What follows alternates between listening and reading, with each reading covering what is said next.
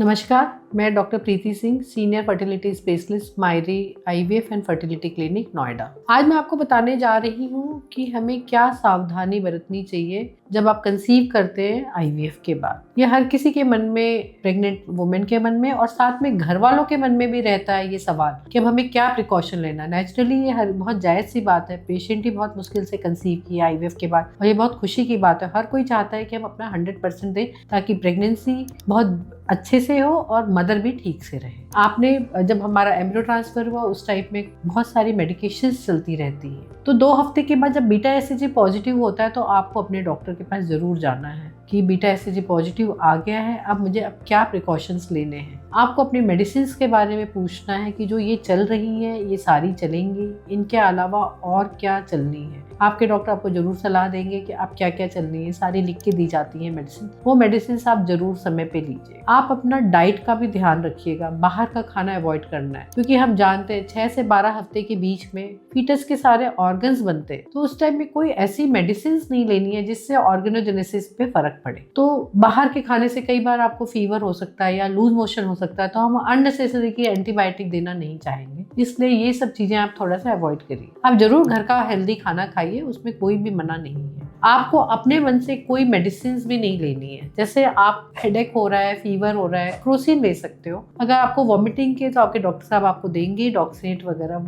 आपको एसिडिटी की प्रॉब्लम होती है तो डाइजीन, इनो, पुदीन हरा ये सब ली जा सकती है, पर इनके अलावा और कोई पेन किलर या कोई और मेडिसिन आप अपने मन से नहीं लीजिएगा। आप अपने डॉक्टर को जरूर कंसल्ट कर लीजिए। सपोज अगर आपको पहले से कोई थायराइड की मेडिसिन या बीपी, शुगर या फिर आप एपिलेप्सी की कोई दवाई खा रहे हैं तो वो आपको कंटिन्यू करनी है और वो उसके लिए भी आपको उस दवाइयों के जो स्पेशलिस्ट है उनसे मिलना पड़ेगा ताकि वो दवाई आपकी ये चीजें सब कंट्रोल में रहें, क्योंकि ये भी एक हेल्दी प्रेगनेंसी में बहुत इंपॉर्टेंट रोल प्ले करते हैं। पहला अल्ट्रासाउंड होता है 7 वीक्स में कि हार्ट बीट आ जाती है, बहुत खुशी की बात है। आपको अपने लाइफ स्टाइल में भी थोड़े से मॉडिफिकेशन करना है। ऐसा नहीं मैं कह रही हूँ कि आपको कंप्लीट बेड रेस्ट करना है। अगर आप ऑफिस जाते हैं तो प्लीज जरूर जाइए। थोड़ा सा healthy small, not brisk walk but small gentle walk आपको करना ही है। आराम से वॉक करना है। हेल्दी फूड्स 2 खाने ही जरूर है। कोकोनट वाटर जरूर पीना है। आपको अपनी डाइट को स्मॉल फ्रीक्वेंट मील करना है ताकि आपको कोई एसिडिटी ना हो और कोई ब्लोटिंग वगैरह भी ना हो। बहुत ज्यादा फ्राइड या बहुत ज्यादा स्पाइसी थोड़ा सा अवॉइड करिएगा, बिकॉज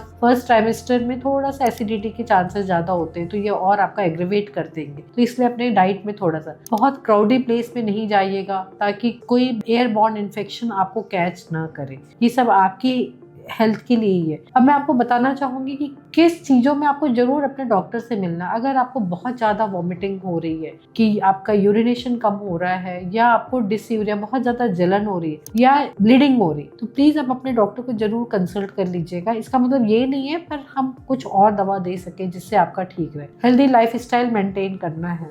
आप थोड़ा सा मेडिटेशन कर सकते हैं, थोड़ा सा योगा कर सकते हैं, स्मॉल फ्रीक्वेंट मील लेनी है, 2 फ्रूट जो भी सीजन्स के आ रहे हैं वो खाने। पपाया एंड पाइनएप्पल मना किया जाता है कि नहीं खाना है। चाइनीज में अजीनोमोटो नहीं डालना है। आपको मन है कुछ स्पाइसी घर पे तो आप घर पे बनवा के खा लीजिए, कोई वो नहीं है। बाहर का खाना सिर्फ इसीलिए मना किया जाता है कि बहुत सारा अननेसेसरली एंटीबायोटिक नहीं देना चाहते हैं। बाकी और अगर आपको कुछ भी क्वेरी हो तो आप प्लीज जरूर कॉन्टेक्ट करिए।